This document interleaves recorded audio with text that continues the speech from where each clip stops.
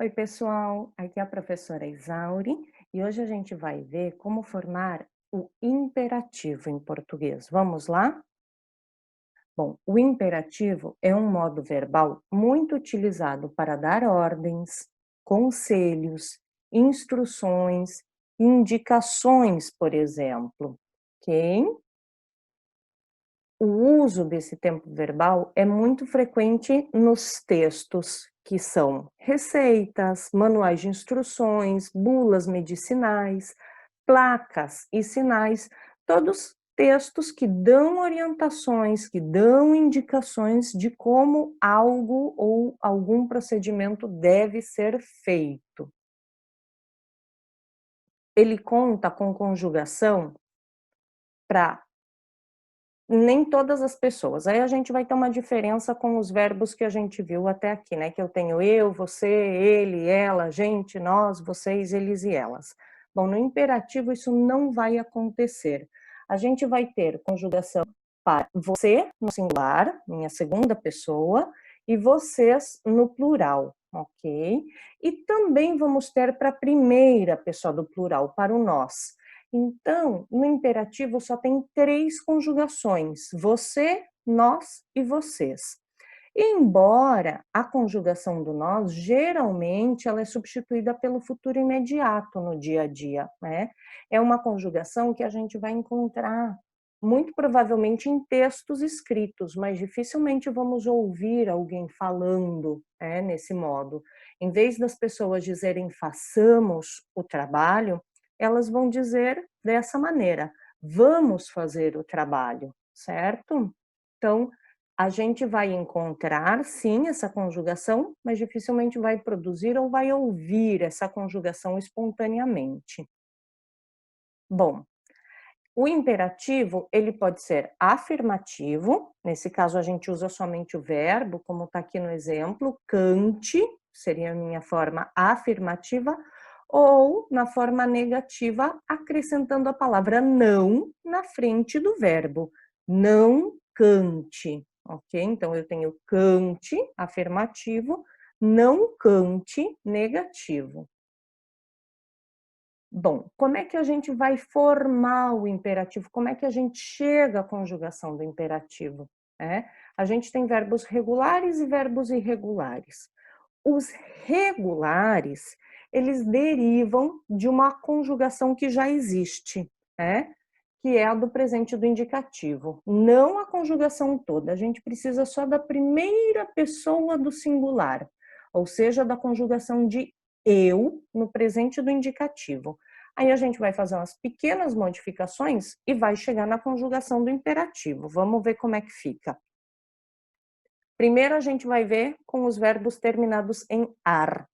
Então, eu só preciso da conjugação do eu, ó, não preciso da conjugação de todas as pessoas. Então, esse o, reparem aqui, ó, que a conjugação termina em o, como diz aqui, então a gente vai trocar a letra o da conjugação da primeira pessoa do singular por e.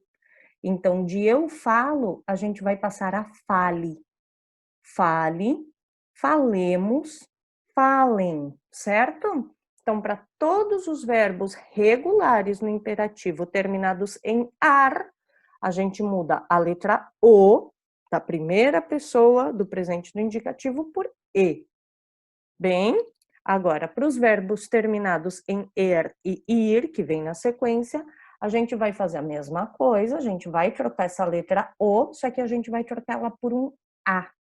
Então, bebo, o verbo beber, passa a beba, bebamos e bebam. A mesma coisa vai acontecer com os verbos terminados em ir. A gente também vai trocar a letra o por um a. Então, de eu sinto do verbo sentir, a gente vai passar a sinta, sintamos, sintam, certo?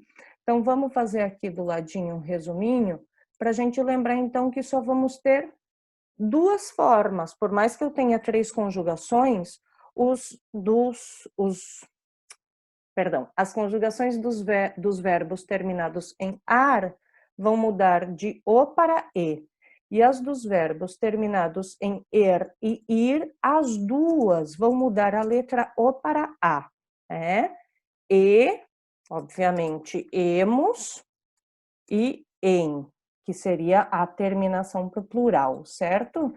E aqui vai ser a, amos e ão, certo? Então, eu só tenho essas duas formas. É simples, é bastante simples, mas por ser um tempo derivado, eu preciso primeiro saber o indicativo para poder chegar ao imperativo, certo?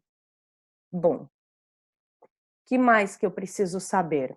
Aqui diz o seguinte, ó, observe que ao derivarem de uma conjugação prévia, os verbos no imperativo devem seguir a mesma estrutura já conjugada dos verbos irregulares no presente do indicativo.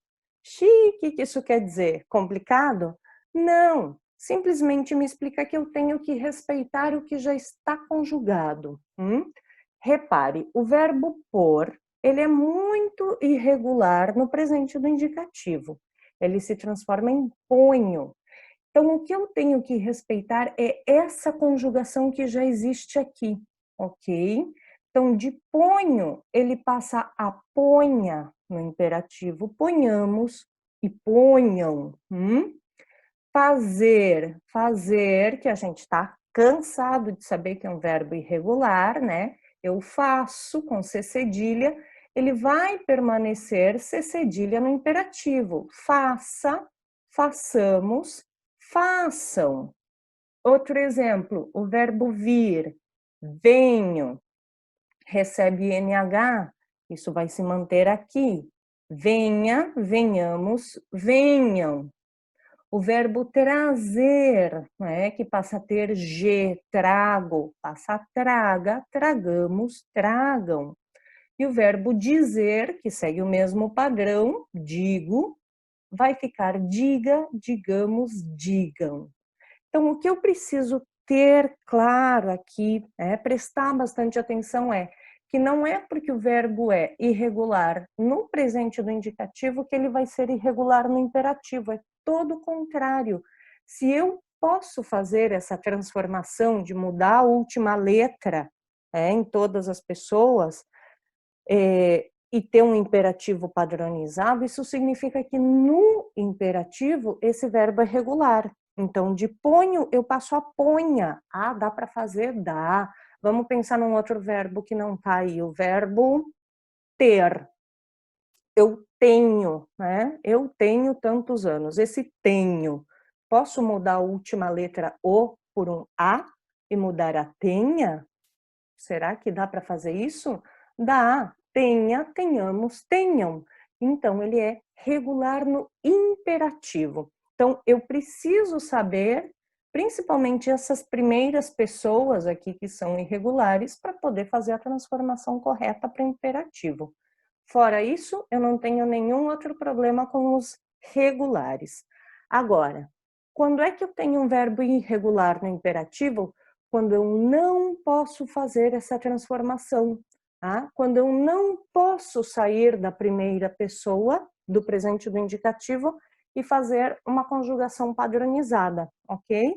E, para nossa sorte, são poucos verbos, ok?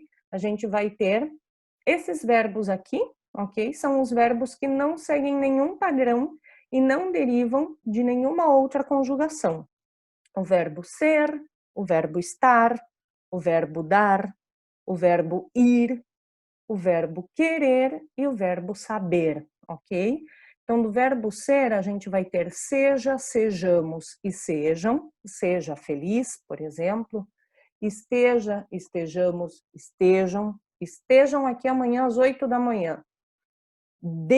Demos e deem, para o verbo dar, né? Vá, vamos e vão, para o verbo ir. Queira, queiramos e queiram, no plural aqui para o verbo querer. E para o saber, saiba, saibamos e saibam. Então, reparem que nenhum deles aqui sai da primeira pessoa, não seguem. Aqui a gente tem padrões, óbvio, mas, por exemplo, o verbo ir e o verbo dar não são idênticos, né? Não seguem esse padrãozinho que os outros seguem. Então, esses são os meus verbos irregulares. Além disso, além desses verbos que a gente viu, tem ainda o verbo haver. Ele também é irregular, sempre o haver é irregular, mas geralmente isso é usado no singular em orações impessoais, como, por exemplo, haja paciência, um pouquinho, a gente vai usar bem pouco. Bom, o que é importante a gente ainda saber sobre o imperativo? Nas orações imperativas, não se usa o pronome pessoal na frente do verbo, já que a própria conjugação indica o sujeito. Se eu digo venha me visitar, esse venha indica que é singular, é você, ok?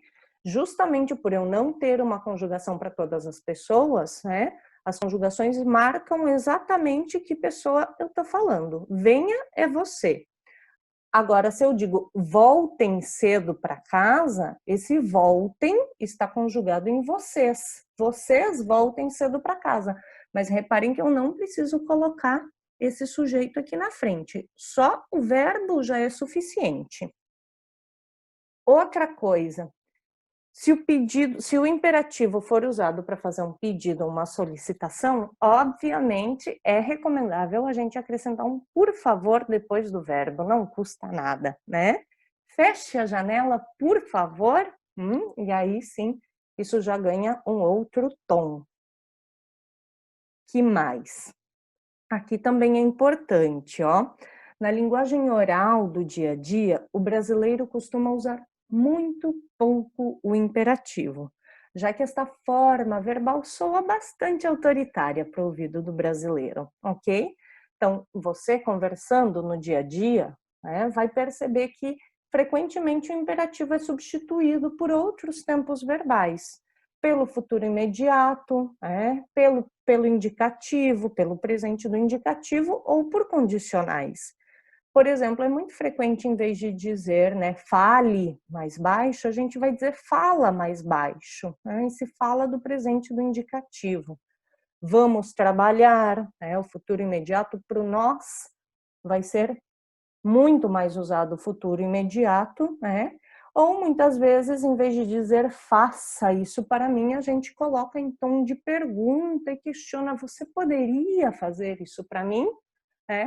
Isso está implícito na comunicação do brasileiro e, por exemplo, se numa situação hierárquica, se um chefe fala para um funcionário, você poderia terminar esse trabalho hoje? Fica implícito que é uma ordem, você deve terminar esse trabalho hoje, mas o tom é muito mais amistoso nesse sentido, ok?